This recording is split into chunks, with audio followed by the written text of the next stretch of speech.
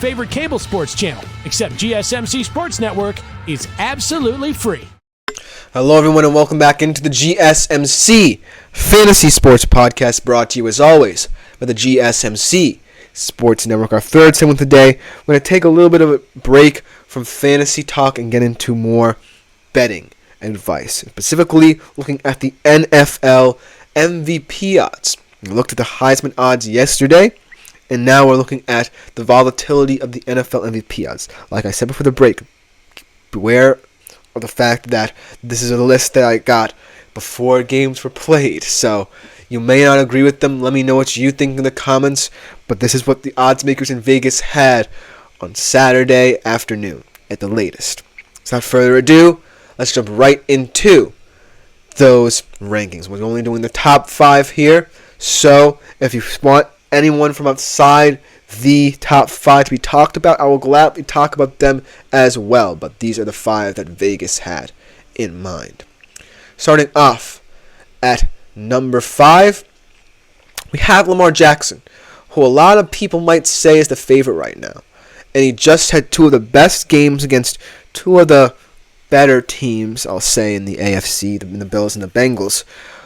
And he did it in such a way that truly says he's the focal point of the Ravens offense. I know it's funny to say because Derrick Henry is complimenting him very well, much better than even I expected, exceeding all my expectations of him.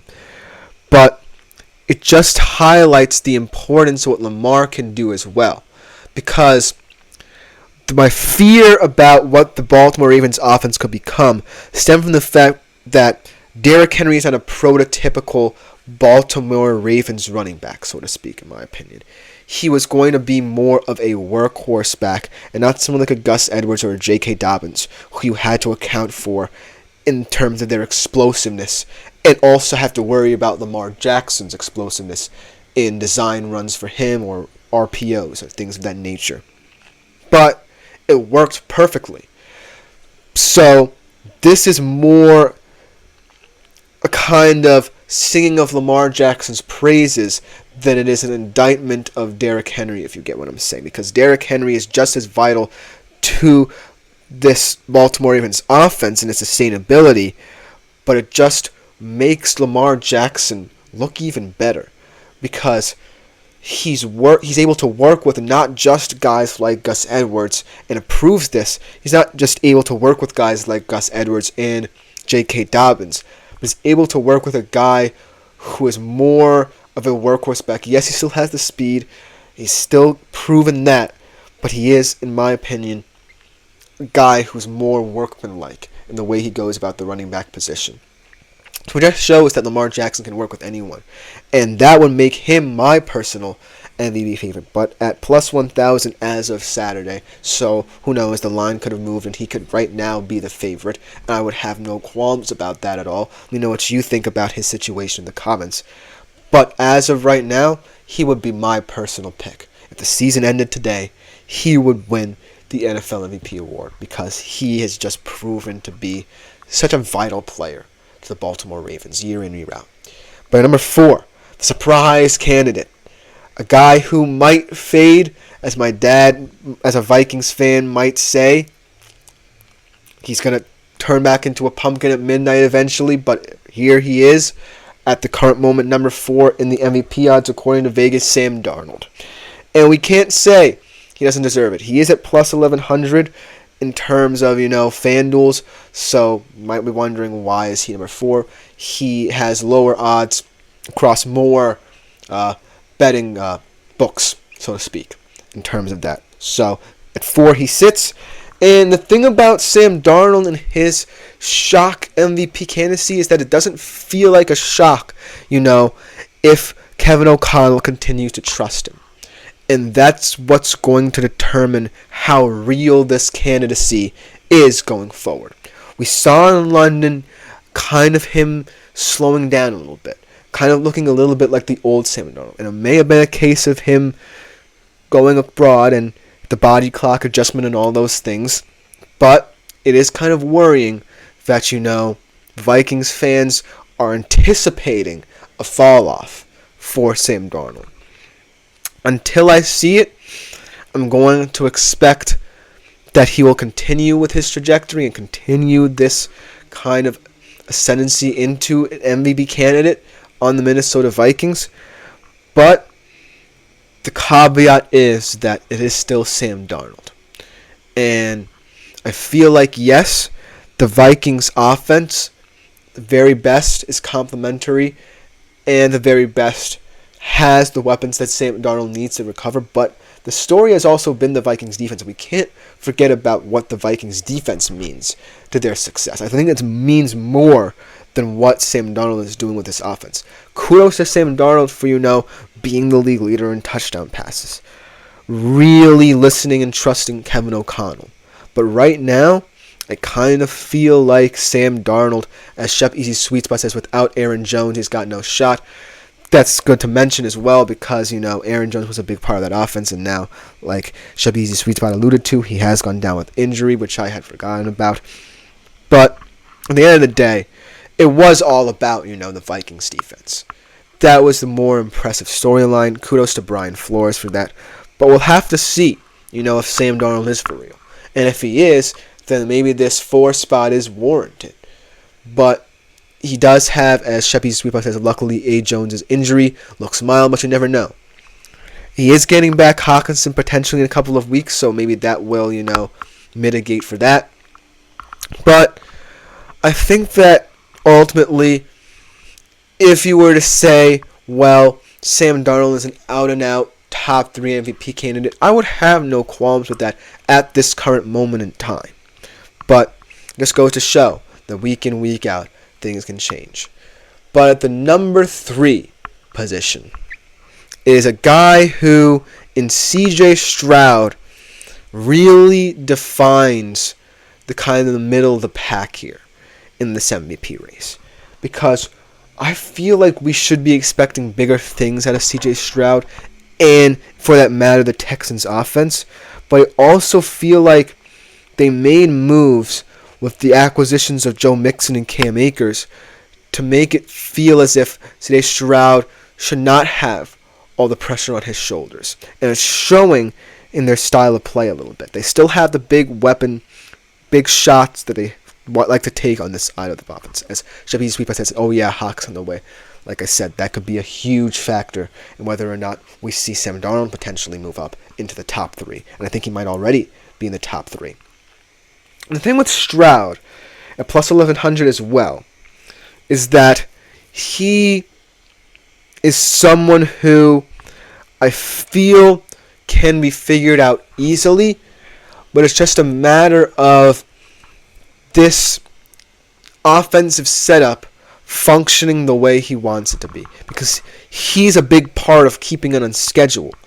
But there's also the silver lining that they have this belief in the Texans culture, in the Texans identity, in the Texans way, that any style of play can win them a football game. And it has rung true to some extent this season.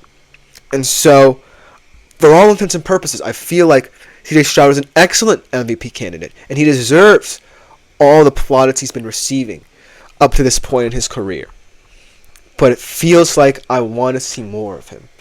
It feels like I want him to be someone who's proactive in figuring out why he has certain deficiencies. Because if he does that, and if he's able to understand why games like the Vikings game happened, then he'll become a much better player.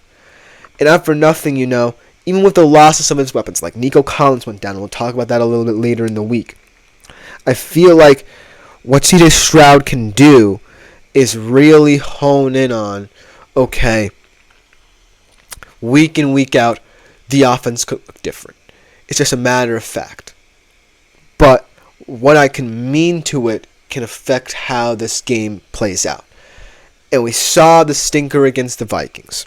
And we saw that he couldn't necessarily close out both the Jags and the Bills, even winning the Bills game when he had a big lead. But at the end of the day, I still trust him to stay in this MVP race because of the fact he does have that aura about him that makes him feel like someone who is willing to mature.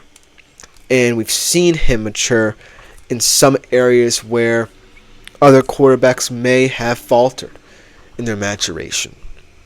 But right now, I just feel like there's a wall between him and these top two guys that's kind of blocking me and perhaps you and other people out there off from saying, well, C.J. Stroud deservedly should be in this race.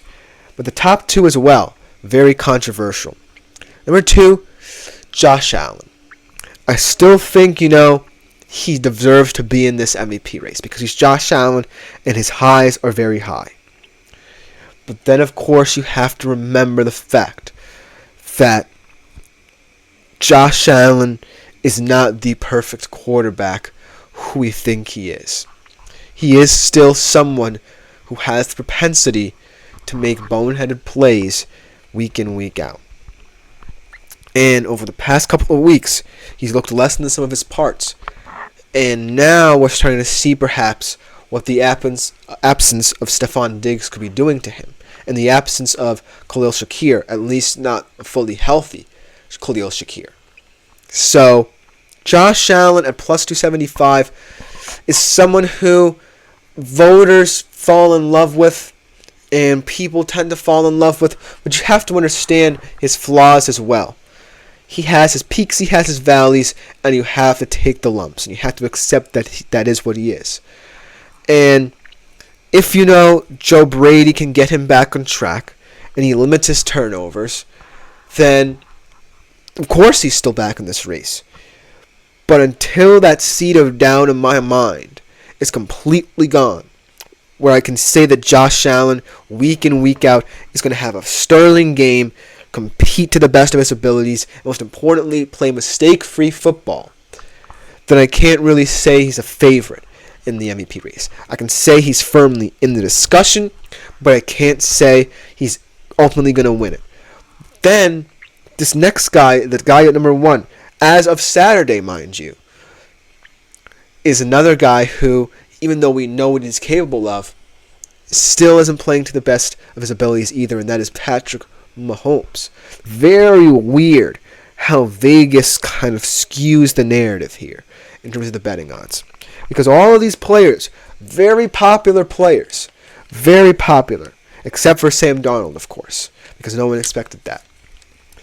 But when I look at how Vegas views this, I don't feel as if Mahomes should be number 1, but because of his brand, because of the name, and because of the fact that he's chasing this three-peat destiny, even without Rashee Rice now, I feel like he should be the favorite, surprisingly. A plus 210, why not Mahomes?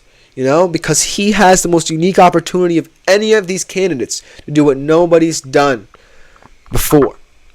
And that is to win 3 Super Bowls in a row. Yes, it's a regular season MVP award, and his regular season has been rough to this point. But you have to consider the fact that right now, Mahomes is someone who just feels like he's ready to rip off like 4, 5, 6 good games. And we can't put it past him to do it because we know the Chiefs are capable of. Last night wasn't their best offensive performance, but we saw inklings of what they could be without Rashee Rice. And it looks like it could be a scary proposition. So if Mahomes is the center point of that, then look out, because he looks like an MVP candidate should he fully be on board to getting this Chiefs offense back on track. Let me know what you think in the comments. Very interesting MVP race. Maybe not as interesting as the Heisman race, but certainly one that I wanted to update you on. But coming up on the other side of things, I begin my positional rankings for the upcoming Week 6 of the NFL season. We'll be right back to talk about the QBs after this short break.